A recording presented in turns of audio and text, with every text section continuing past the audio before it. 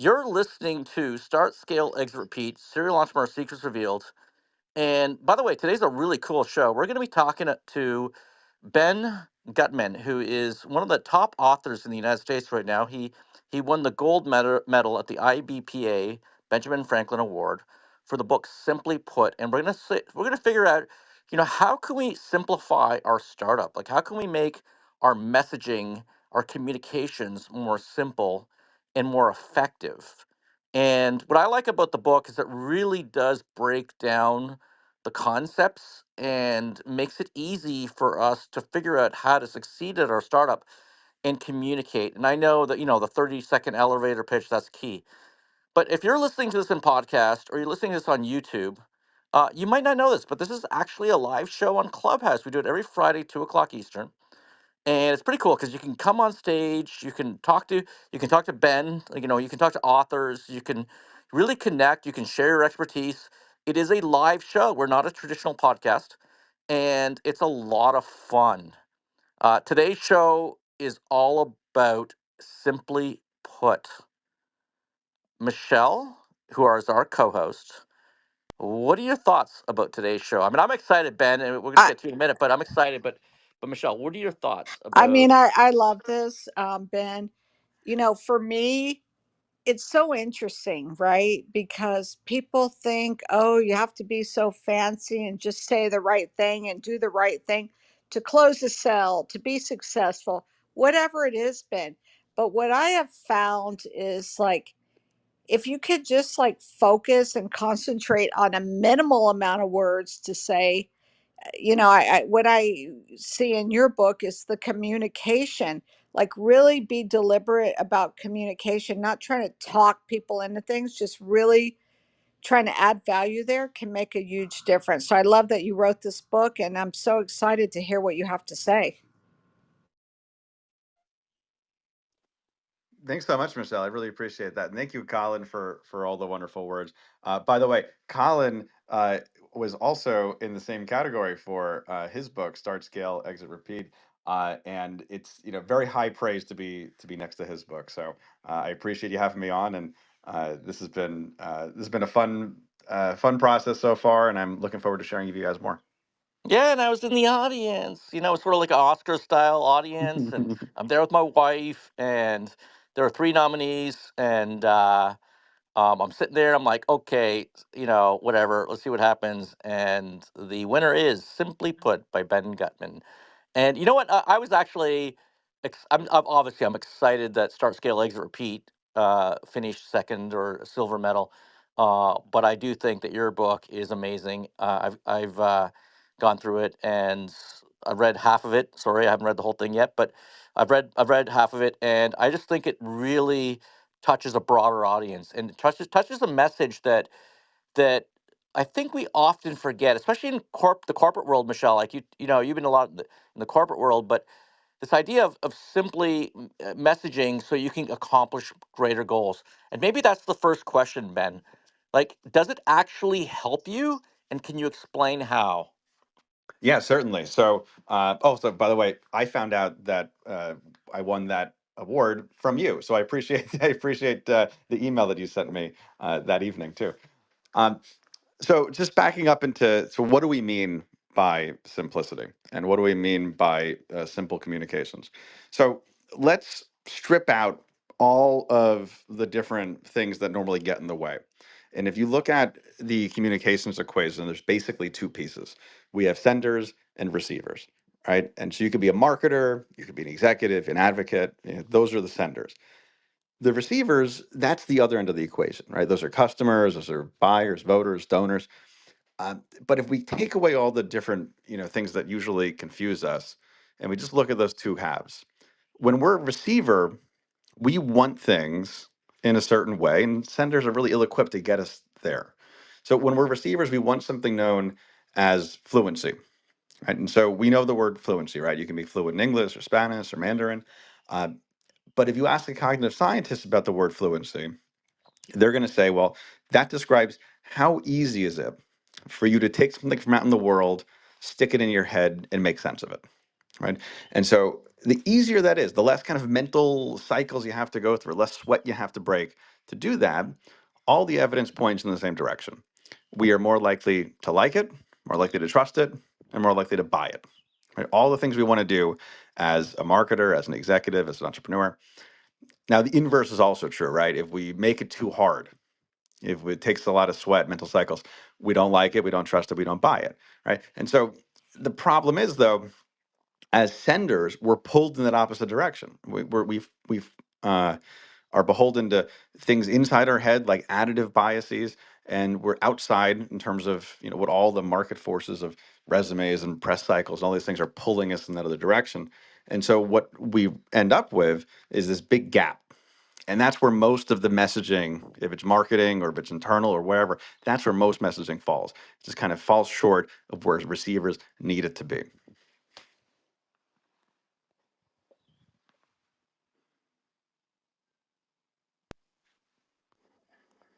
And so based on that, like, how does a startup, how do you take what you just talked about and apply that to a, because a lot of our people in our audience here, they're looking at starting a business, they're already started a business, they may have been successful, but they want to scale it. So how do you apply what you just said to startups? Oh, certainly. So one thing I see when it comes to startups, uh, there's a big challenge that a lot of folks have in terms of thinking in terms. So actually, let me back up a second. I identify 5 principles that help us get to that state of fluency, to that state of simplicity. And the first one is beneficial, which is what does it matter to the receiver? What's in it for them, right? If you're in sales, or marketing, it's like kind of sales 101, right? We buy benefits, we don't buy features. I think that is something a lot of startups can sometimes trip over themselves when they're working on their communication, because we get really excited over what something is built in. Oh, it's an AI this, it's a Web3 that. But that's not why people are buying your stuff. That's not why people are choosing your stuff.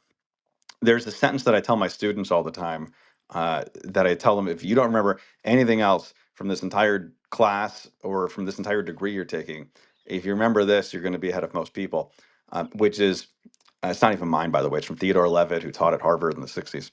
It's people don't want a quarter-inch drill. They want a quarter-inch hole, right? We don't want the thing we want what the thing does for us, right? I don't want a mousetrap. I want dead mice. But when we're in the kind of thick of it, especially if we're coming from a technical background, we can get so enamored with talking about how nice the drill is, but without actually talking about what it does for anybody. And you know what's funny? I've invested in a company. It's driving me nuts. This founder is all he will ever do is talk about the widgets, how good this works, how good that works, and I'm like, you got to step out of that. You got to begin to understand what are the benefits to the customer, and talk in those terms, because we often see this syndrome in startups, where they're so enthralled. It's like I don't know. It's like they're like like they're I was gonna say professor, but like this inventor and this inventor syndrome, and all they want to do is talk about their invention or talk about the app or talk about the style, but they don't want to talk about the whole that you talk about. I find that fascinating. Oh, absolutely. I mean, I think this is something particularly when you come from a technical background, and all the folks I know that come from a technical background, it is very cool stuff, right? You can get very enamored with the really novel and just fun technology you get to build, but that's not why people choose the things they choose. That nobody's going out saying, "Hey, I really want to get an AI powered this." Right? Even if you look at ChatGPT, I don't want an AI powered chatbot. I want a box that I can type into that I get information out of. Right? Yeah, like that. That's or I want, even if you want to go deeper, you can say, I want to get the answers to my questions that are out there. Um, Helpfully, though, there's a very appropriately simple tool we can use to get to the kind of benefit level. So you can take the feature and you can just interrogate it with the 2-word phrase, so what? See, so what? Yeah. Let's look at something like toothpaste, for instance. This is my kind of go-to example. Look at the mint flavor in your toothpaste. That's a feature, right? That's something you can crack open your 5 senses and you can see it, right? You can taste it, you can smell it. That is something that is tangible and exists. But if you ask, well, I don't really want mint toothpaste. That's not why I'm buying it. I say, well, so what? Well, that means I get fresh breath, right? Okay, well, now we're starting to get somewhere a little bit. We have this functional benefit. That's what I call that first level. And you say, okay, well, mint flavor, so what? Fresh breath. Well, if you ask it again, if you go and you say, well, fresh breath, is that actually what I want? Not really. So what about fresh breath? Well, it's so that I can have a more successful date tonight, right? And that's getting a little bit deeper, right? That's getting you to what I call the emotional benefit level. So all of a sudden we're, by just two levels down, we're getting to the actual thing that drives us. But if you ask it one more time, the third one is the magic trick here. You say, well, why do I want to have the more successful date? So what? You can get to that kind of thing you see in every psychology textbook, the management presentation, Maslow's hierarchy of needs. You can say, well, that helps me meet my love and belonging need, right? And we can all of a sudden turn around and say, well, let's invest proportionally in our messaging at each one of those levels to be able to actually meet where our receivers are coming from. Yeah, I thought we were going to go for the kiss on that one. That's what I was. When you started talking about that, I'm like, or more yeah. And then or I was going to go more. a little further, but I wasn't going to do that. Okay, Michelle. Sorry, go ahead. Yeah, I mean, I love where you're going with this, right? Like for us, we're always talking about like what is the need you're trying to satisfy. And I'm going to go a step further and just say, just like asking people like traditional marketing and just describing like it's not what does the deal, right? Like you said, you have to really meet the need and be able to communicate that. But I think communication is an underrated skill, Ben. I'm just going to say that. I'm going to put that out there. Like, we're in a world, like you said, everyone's wants to be so tech and we're all in our head and enamored with our, inventions. But you know let's get back to basics, right? Oh, 100%. I like to say actually that, and I tell this to my students in terms of their careers, but I think it certainly applies in entrepreneurship, which is there's basically like three force multipliers you can look at. One of them is writing, right? If you are a very good writer and you're able to take your ideas and communicate them in a way that sells your stuff, that gets your point across, that convinces somebody of something, that will allow you to take something that might be like an okay product and really elevate it. The second one, a little bit less applicable to to everybody, but is speaking. If you're able to get up on stage, if you're comfortable getting up on stage and talking about the work that you do or the ideas that you have, or even just speaking in a meeting or getting on a phone and doing a cold call to somebody, those type of things can amplify pretty much everything else that you do. And the third one is design.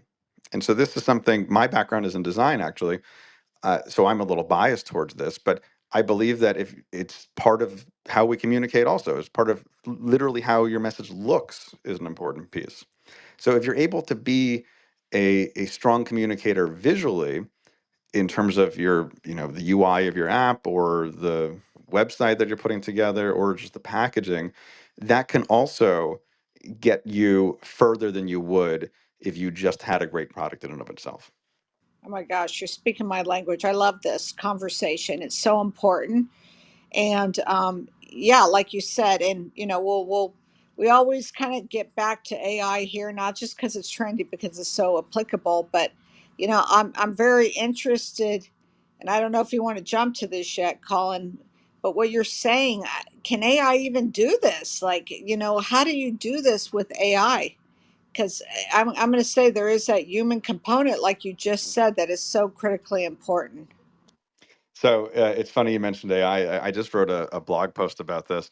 There was a study of like peer reviews that somebody did. They went to some conference and they got all the different peer reviews from other academics, and they looked at the prevalence of different words. And a word like innovative, for instance.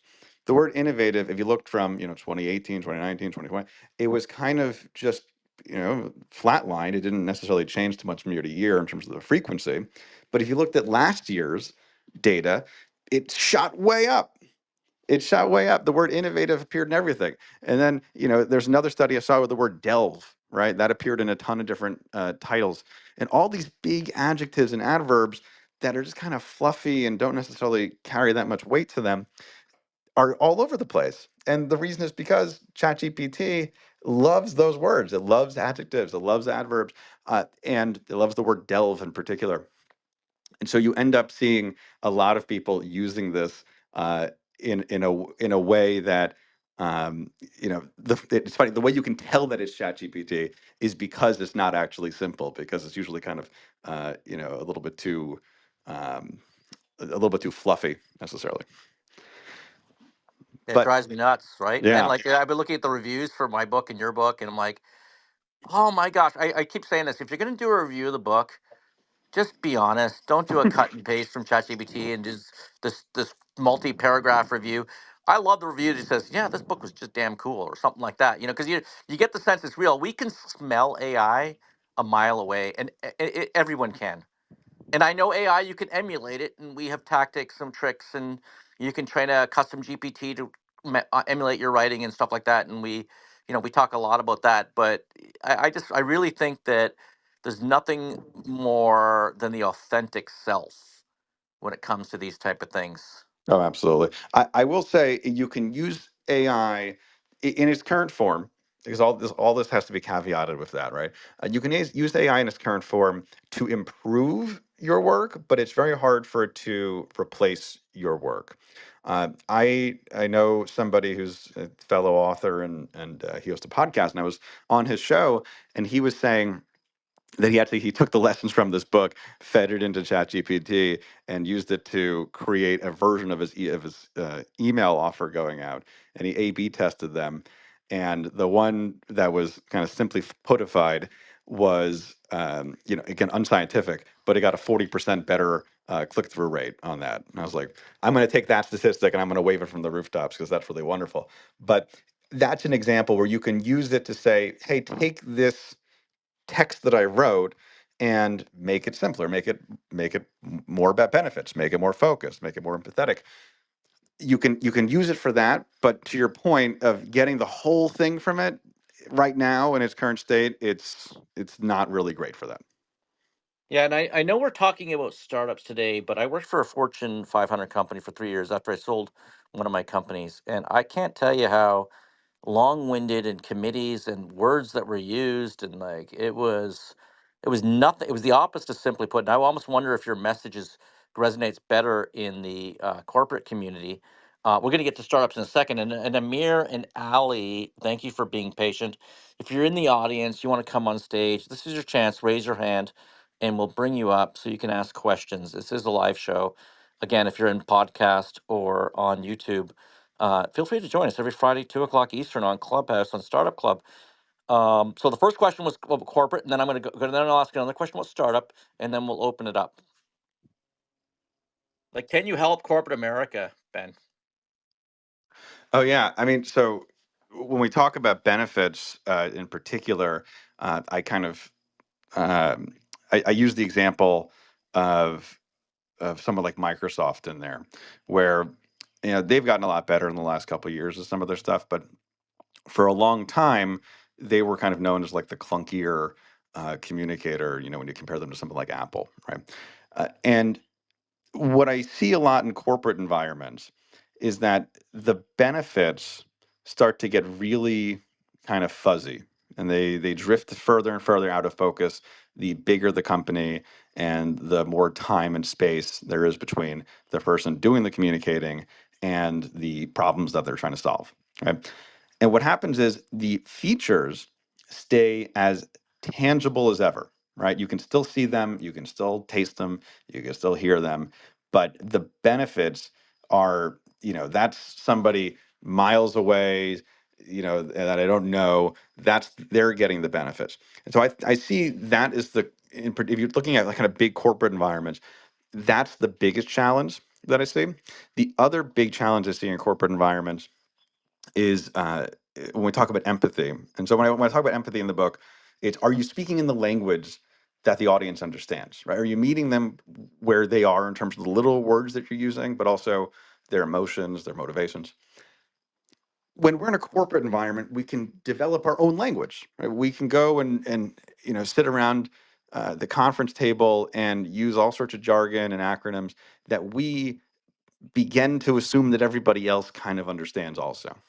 We begin to assume that everybody else calls this thing X, calls this thing Y. And we go ahead and write our marketing copy or our emails or our memos or press releases or whatever, and we use some of that language, and it just falls completely flat because people outside of our bubble don't communicate in the same way people in our bubble do. But isn't it all about making yourself look like you're smart? Oh, so that ends up backfiring too. There's a Doesn't it? great, Doesn't it? Exactly. yeah. So there's a number of great studies about this. Uh, so I'll give you real quick, kind of two sketches of one. So first of all, it gives away our status. The bigger deal we are, turns out the less we end up using a lot of these big jargon, big kind of fluffy words. In the United States, there's like 130 international airports.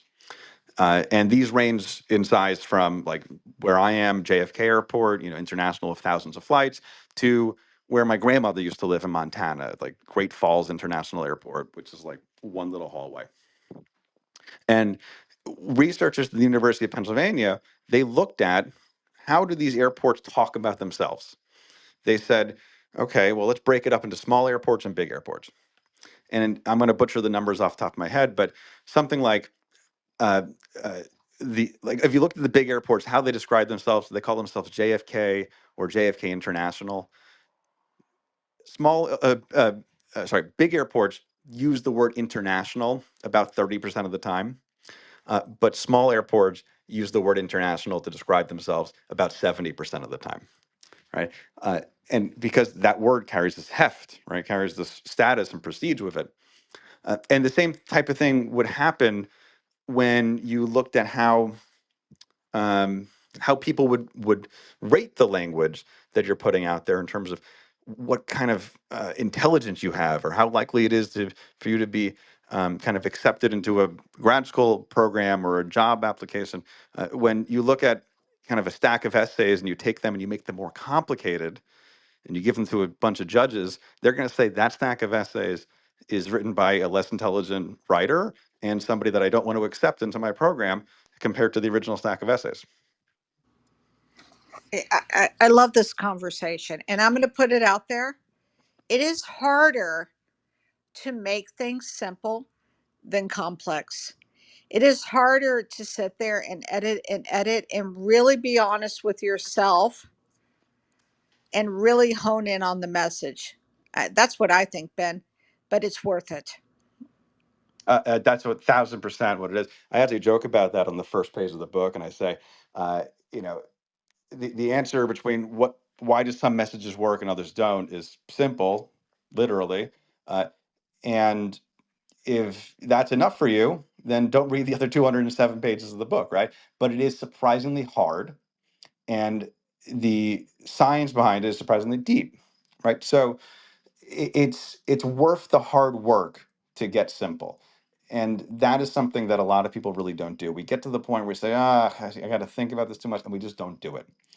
But if we do, that's how we end up with those marketing messages that sparkle, with those emails that win us the sale, all those other things we're trying to do. Yeah, that's awesome. And so I wanted to switch before Amir and Ali come on here and ask a question. I said I was going to ask a question about startups. And I started this conversation talking about like a lot of startups need to do their elevator pitch. And I know this may not be, I definitely, you have the expertise to help us out here. May not have been thesis of the book, but what is it that startups can do to have an effective elevator pitch? Oh, so what do startups need to do to have an effective elevator pitch? So I've hit upon the beneficial piece a little bit, and I think that that's obviously the big one. The other thing that's important. So there's five principles in the book, and I've alluded to a couple of them. I'll hit them real quick so I can reference what they are. So the first one is beneficial, features versus benefits, right? The second one is focused. Are you trying to say one thing or multiple things at once? Okay, this is one idea or three ideas in a trench coat. The third is salient. Does your message stand out from the noise? Right? Does it rise to your attention? Is there contrast between it and the background noise? The fourth is empathetic, which we just spoke about. Are you speaking the language the audience understands? And the fifth one is minimal, which is have you cut out everything that isn't important and focus on only what is? And if you want to look at, if someone's doing a pitch as a startup, I think that the two that come to mind that we haven't discussed are probably focused and minimal. So focused, this will happen a lot when people are unsure about what the kind of value proposition is for their offer. They will say something like, "We are the best customer service, and we have the best prices, and we have the most sustainable practices, and we have this, and we have this, and we have." And you're giving about 1,000 different arguments as to why you're the right choice for this, or why you're interesting as an investment or a solution. And we think that, well, everything we add is great, right? At least it's marginally beneficial for us to add another reason, another reason, another reason. The problem is that's not how our brains end up working. So there's this finite amount of attention, right? We only give full attention to something. And every time we're carving that up into different little slices to talk about this, and this, we're subtracting from what was already there. We're saying, well, it's no longer just all about being the best deal. It's about also having the best customer service. And so that ends up kind of muddying the waters a little bit on its own. But also, there's this bit of science called the dilution effect, which is when we look at arguments, if they're accolades or press mentions or, reasons for someone buying something, we don't add them up in our brains. We average them in our brains. So we give a really good argument and a really bad argument. The really bad argument doesn't help a tiny bit on top of that good argument. It actually brings it down to somewhere in the middle. Yeah, and for me personally, I love that. I hadn't heard that, study. That's amazing, and thank you for sharing that. I also, it makes my mind go to, okay, this person, I'm sorry, is full of bullshit, and they're just trying to layer it on, right? And I just like my defenses go up, and as an analytical person, I'm like, okay, now I don't believe you, and I want to look into it myself. You know what I mean? Oh yeah, absolutely. It's hard work. It's hard work to get simple, and that's one of the things that we try to address a lot in the second half of the book, which is those five principles, where there's both kind of the meat behind them, and then I try to get into some like very tactical tools that people can use to get there. All right, great. Well, Amir, you've been very patient. Do you have a question or an experience share that you'd like to share with us regards to making things simple? Amir, you're on.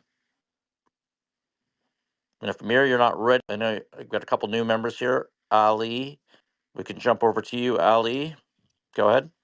Yep. Yeah, I'm there. All right, go ahead, Ali. Yeah. So, by the way, I have a question. So, by the way, also there's something that I really liked about that like you touched on earlier. So, it was more about the design. And by the way, as a what do you call currently we're working on our MVP for products. What do you call, and one thing that always gives us a hard time is that what we call the user experience and or UI UX, because first of all we're offering so much surfaces in one place, which a lot of investors backlash, whenever we pitch our idea and we introduce our idea. They always say that the idea is really fantastic, it's revolutionizing, it's going to be a game changer.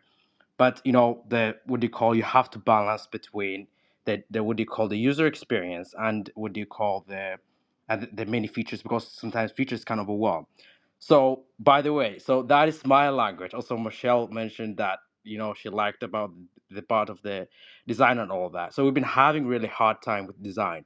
So considering that scenario, that for example, especially we're in a fintech application and we're promising to provide a lot and a lot, what do you call, of surfaces. So not too many that they're overwhelming, but also game changing, what do you call, surfaces that, what do you call, could have a significant impact in the market in the coming futures. So as a, what do you call, Ben or any other person maybe could contribute. How do you think we could, like, improve our user experience and our user interface? So our user interface, we agreed that we are going to adopt simplistic design that doesn't have too over, too much, or with spacing and all that doesn't overwhelm the users. But what other things would you recommend us to use when it comes down to user experience and even UI in general? Yeah, so I'm glad you're asking that because part of my background is in UI UX actually, and that's how I came to this book and this topic was looking at messaging and language and communication from a user experience side. Uh, so if I'm putting the design hat back on though, one thing I like to always hammer home is that pixels are free, right? Slides are free, pages are free. If you have something that you has a lot of steps to it and you got to break up this really you got to find a way to get somebody to do a relatively intense piece of action, if it's like fill out a giant form to like get insurance or something like that, you might think, well, if I put this all on one page, that's going to be simpler, right? Because this is one page, it's not going to be that bad. But actually, if you break that up, that longer form into 5 or 6 or 7 pages, and you give people the right bits of information about how far along they are and what they have next, if you do that, despite it being more pixels and more pages and more clicks, it ends up actually being easier, right? Because I'm not faced with, oh my God, I have 18 form fields I have to fill out on this page. You were saying, well, I just got to fill out one thing or two things. And I'm able to kind of, move on from there. So that's kind of one big piece of this. And how that translates into messaging is I always like to say that brevity is correlated with something being fluent or simple, but it's not the same thing.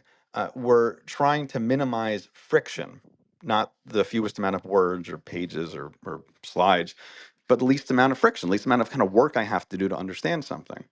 And what if you're in user experience design, you put friction between things you don't want people to do, and you remove it from things you want people to do, right? So, ever try to cancel a gym membership, right? Like it's a lot of friction. You got to go in and mail them something and send them a piece of your kidney or whatever else it is.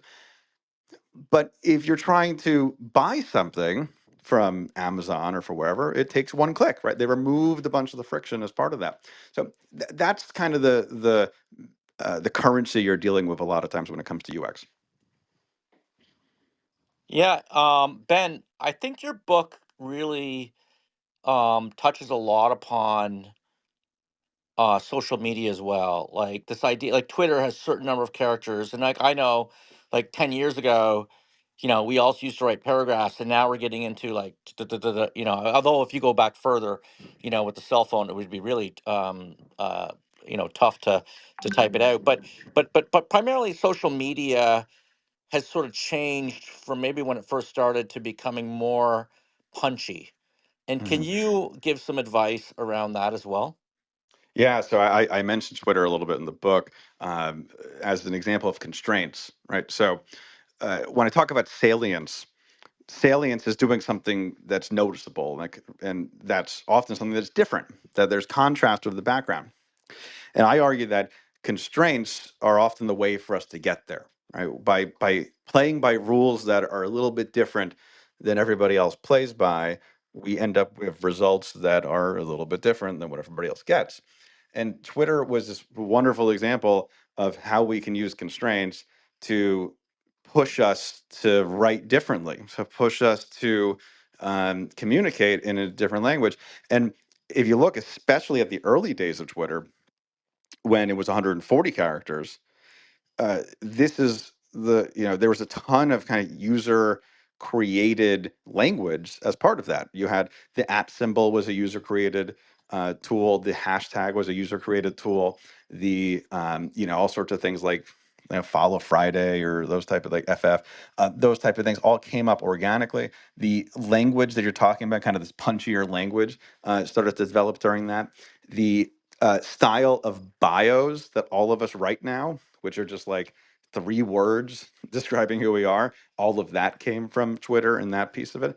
And those constraints forced us to kind of shed all the things that weren't necessary to be there to begin with, and forced us then to ultimately end to this distilled, kind of meat of what it is that we're trying to communicate. That's a brilliant analogy. I love that you shared that. I feel the same. And Colin and I have been talking about this lately. Like our style of like emails and whatnot has evolved, right? It used to be considered very terse or rude if you didn't like elaborate and write paragraphs. We're literally like, one sentence paragraphs because people just want to kind of like get to the point. We say to our team, get to the point. So Mhm. I it's change, right? We're not being assholes, right? It's like we're just trying to help people, and convey and be respectful of their time. At least that's the way I like to think of it. Oh, 100%. I mean, the other thing to consider, you talk about this like one sentence paragraphs, is how do we look at stuff on a screen, and how do we consume the information, the data that's on there? Well, it's completely different than what it is when we're looking at a book or a piece of paper. We think, if you ask somebody, well, I look at the top left corner and I move down to the bottom right and I kind of read all the words there. But on the screen, which is where an email is being read or where your landing page is being read, that's not necessarily the case. If you look at eye tracking studies, we jump around. We go from headline to this other headline. We go to the bold, the bullets, the italics.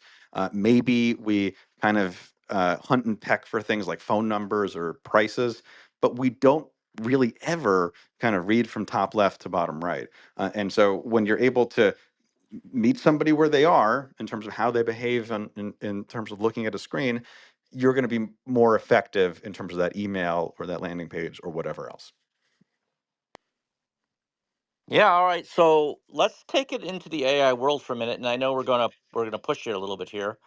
But one of the prompts that we use often in AI, like prompt engineering, is to say, in ChatGPT, is to say, okay, make each sentence a paragraph.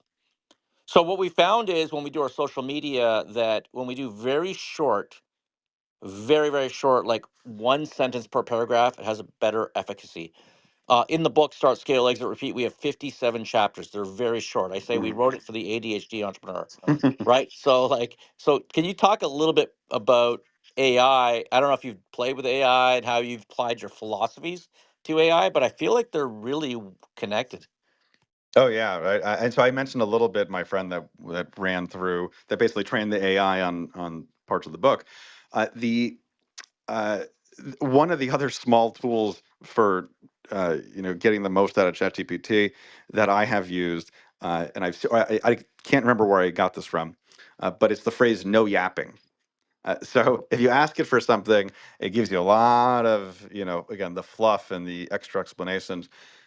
But if you just say, hey, give me X, Y, and Z, no yapping, it cuts to the chase a lot quicker, and you end up getting a lot better results as part of that.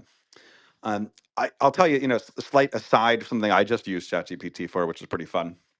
So I mentioned before my background's in design. I don't have much of a programming background, but uh, there's a tool in my book that I reference called, is saying use the 1,000 most common words as your kind of measuring stick. And if you look at how English is broken down, the 1,000 most commonly used words account for about 75% of the language as it's used, right? So you don't have to use just those 1,000 words, but you can get very, very far in that kind of common space before you start to add on that jargon, that specialized language, all that other stuff. And there's a tool that you can use, which is basically stress test your language against those 1,000 most commonly used words. There's a book by Randall Munroe, who's a webcomic, called Thing Explainer, where he goes and explains stuff like nuclear bombs and Saturn V rockets and all these microwaves. using the 1,000 most common words. And it ends up being kind of funny because the word thousand, for instance, is not one of them. So it's the 1,000 most common words. So I use this as a model in the book, but I just would tell people, hey, go out and Google, that tool. You can go find a few people have written things, written little tools to do that. And the other day I was like, this shouldn't be too hard of a technical lift. Let me see if I can work with ChatGPT to do this. And lo and behold, took me like an hour and a half of just kind of going back and forth of it, and it gave me the code to be able to embed that on my own site. And I, tweaked around here and there. I got the list from this other data source, and that's not maybe a direct communications piece, but it's a way to kind of one step removed get to a communications tool by using something like ChatGPT.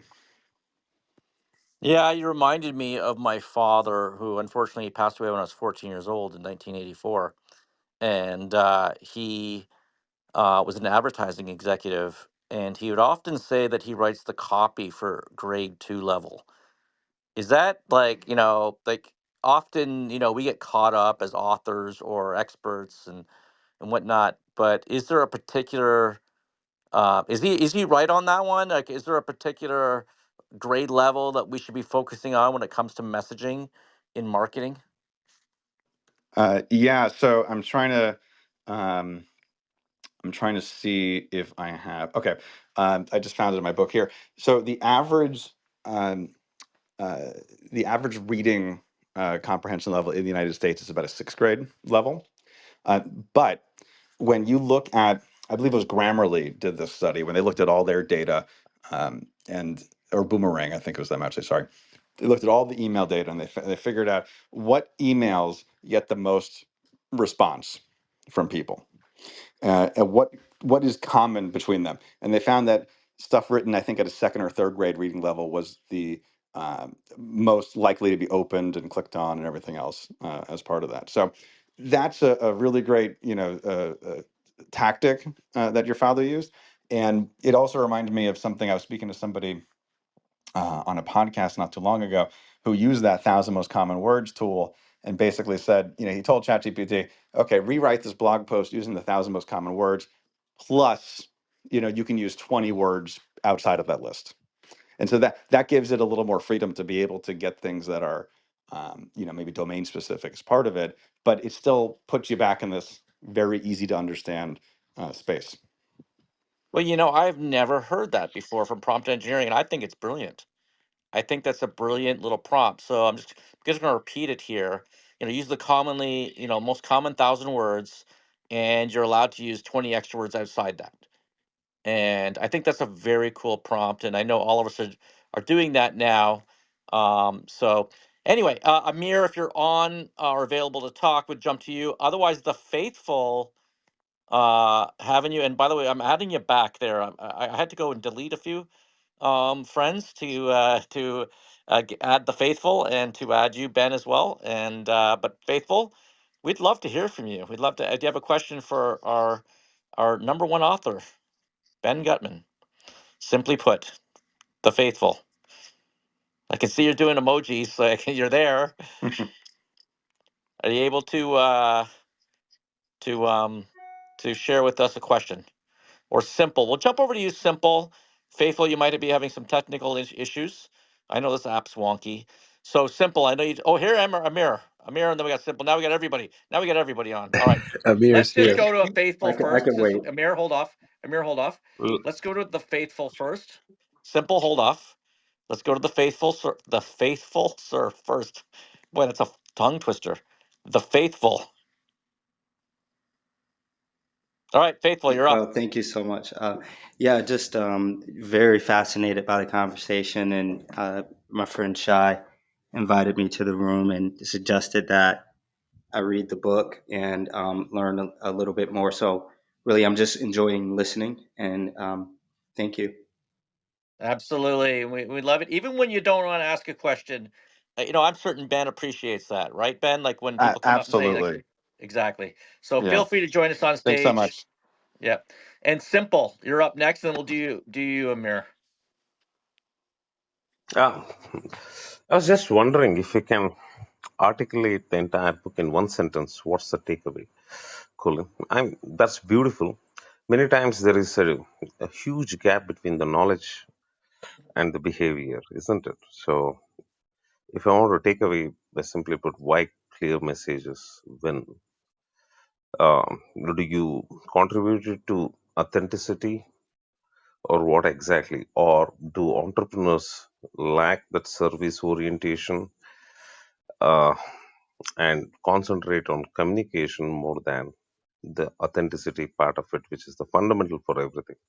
So I have not read anything, Colin. Thank you for inviting me. You've always been brilliant. But could you please summarize it in one sentence? And is there any gap between the knowledge and behavior aspect of it? Got it. Thanks so much. And so I'll give you a little bit more than one sentence on this. I mean, if you want one sentence, it's science backed lessons in communication. But if you want the main takeaway from this, is going to be just as if you were sending a letter, you're responsible for the postage. Uh, as the sender of any form of communication, if you're a marketer, leader, advocate, it's your responsibility to pay the literal and metaphorical cost of that transmission. Right? It is your responsibility to be heard. It is not the listener's responsibility to hear you. The listener woke up. The receiver woke up today with 1,000 things they cared about. They care about their deadlines and their family and the leaky roof and their sports teams. They didn't care about your new brand of shampoo, right? Every ad that you've ever seen has been against your will, right? Nobody woke up today saying, you know what I got to do is on my list is I got to go click some Instagram ads and I got to go open some spam emails. Nobody wants to do that. And so coming at it from that perspective, that it's your responsibility to meet the receivers where they are, to fit into their lives and their motivations. If you're able to do that, that will ultimately make you a more effective communicator. Yeah, and I think he Oh. was also getting to the point, simple of this concept of being authentic in your communication style. I know a lot of us on Clubhouse, we've done like probably hundreds of hours of speaking, and at a certain point, you just give up on trying to have a corporate facade. Just be yourself. Can you talk a little bit about that, Ben?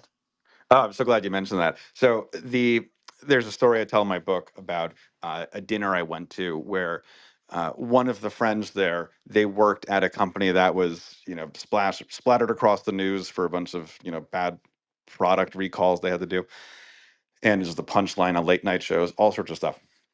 And so we get there, we sit down, somebody asks them, well, so how are things going at company XYZ? And they say, well, it's unfortunate that this event's occurred. However, dot, dot, dot. And they couldn't finish the sentence because we all just burst out laughing because we're like, it's unfortunate. We're like, what are you talking about? That's not how a human speaks. Nobody says it's unfortunate unless unless you're a lawyer, unless you're a press release. That's how you say it. And that's an example uh, of writing language versus speaking language. And we will often kind of pull them apart as like two different things, but they often in our heads they're not always received as two different things necessarily. There was a example in the UK. So KFC, the formerly Kentucky Fried Chicken, they ran out of chicken, right? That was not what they wanted to do, obviously. And instead of having kind of like a press release or some stiff guy in a suit get up there and explain things, they ran an ad that was the upside down, chicken bucket with FCK, and saying we ran out of chicken, not ideal, are bad. And they turned into this humorous, positive spin by speaking like a human. By instead of giving this big long explanation of supply chains, saying, we really screwed up. And that bought them so much goodwill as part of that. Our talking muscles are much better exercise than our writing muscles are most of the time. Seth Godin would say, nobody ever gets talker's block, right?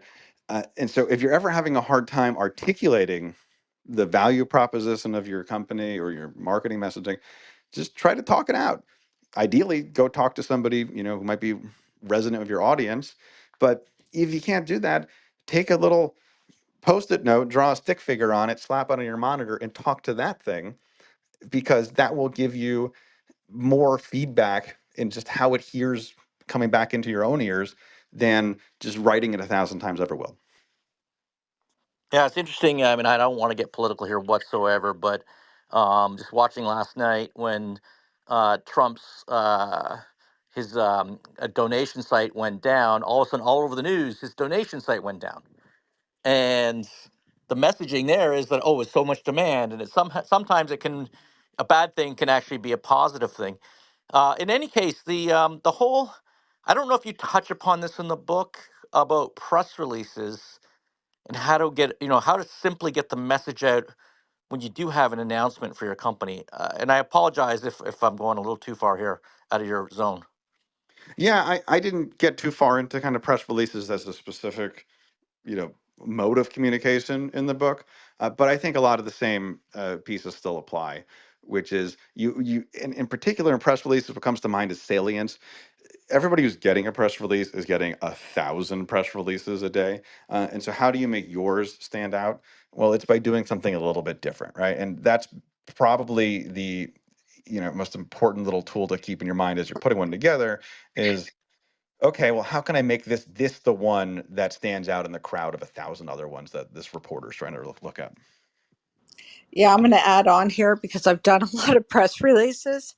When I'm writing a press release, I really try to think about, like, what do people want to know and understand? And I always, this is a little tip, I always do it as a quote because it becomes more authoritative and, to what we're saying, more authentic. So I think, just to your point, Ben, now that I'm thinking about it and talking through it a little bit further, because it's actually, you're doing what you said, you're just talking it. And I'm telling you, that's what reporters want, and they usually grab onto and quote. Yep, that's a great point. That's a great point. I love that. Um, Ben, before you answer, Michelle, I mean, I come to this room mostly because of Colin, Michelle, and Mimi. Kyle, I'm sorry, you are a new moderator for me.